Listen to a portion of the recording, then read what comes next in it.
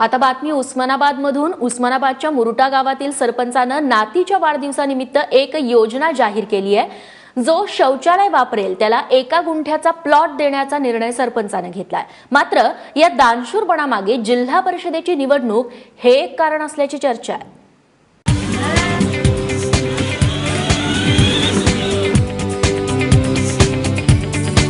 या चिमुरडीच्या दुसऱ्या वाढदिवसानिमित्त 3000 लोकसंख्येच्या मुरटा गावाला मोठी बक्षिसी मिळणार आहे। गावातला जो ग्रामस्थ 100% शौचालयाचा वापर करेल त्याला या 5 एकर मधल्या 140 प्लॉट पैकी 1 गुंठ्याचा प्लॉट बक्षीस मिळेल।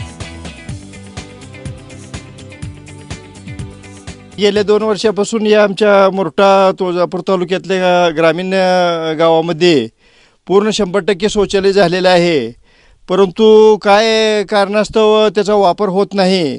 त्यामुळे आम्ही आमच्या नातीच्या वाढदिवसानिमित्त 140 प्लॉट असे वाटप करायचं की ज्याने शौचालयाचा वापर करतोय आणि ज्याला जागा नाही, ज्या गरिबाला जागा नाही अशाला वाटप करायचं आमचं ध्येय आहे।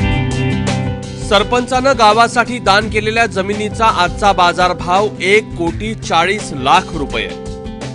गावात प्लॉट घेण्यासाठी गुंठ्याला 1 लाख मोजावे लागतात। आमचा संकल्प आहे की गावामध्ये 100% शौचालय झालेले आहेत, परंतु त्याचे वापर करण्याची मानसिकता महिलांमध्ये नाही। तर सर्वांनी शौचालयाचा वापर करावा आणि त्यात मोदींचं अभियान चालू आहे, स्वच्छता अभियान।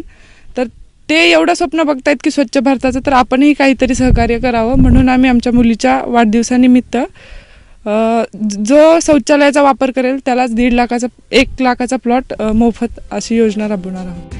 मुरटा गावात 450 घर आहेत, पैकी 140 नोकरदार। गावात 100% शौचालय झाली आहेत, पण लोक काही शौचालयाचा वापर करत नव्हते।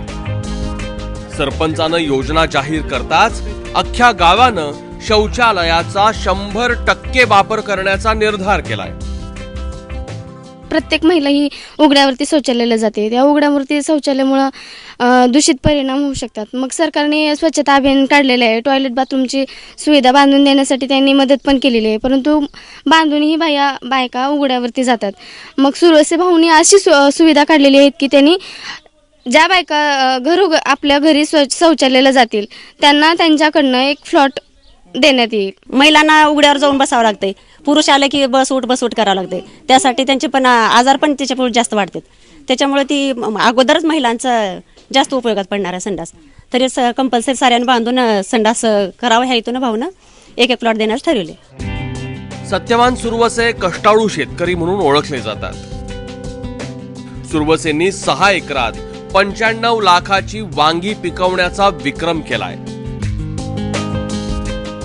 पंचक्रोशीत सामाजिक कामासाठी ते प्रसिद्ध आहेत। सत्यवान सुरवसे हे भाजपचे सक्रिय कार्यकर्ते आहेत, दुसऱ्यांदा सरपंच बनलेले आहेत आणि आता गावाशेजारी असलेल्या नंदगाव गटातून जिल्हा परिषदेची निवडणूक लढवणार आहेत। म्हणजे या दानशूरपणाला जिल्हा परिषदेची जी की अतिशय प्रतिष्ठेने गावागावात निवडणूक लढवली जाते त्याची सुद्धा पार्श्वभूमी आहे। अर्थात असा दानशूरपणा करायला सुद्धा काळीज लागतात, याला कुणी परमार्थ आणि स्वार्थ याची सांगड सुद्धा कुणी म्हणेल। कॅमेरामन काकासाहेब कांबळे, समीर राहुल कुलकर्णी, ABP माझा, तुळजापूर।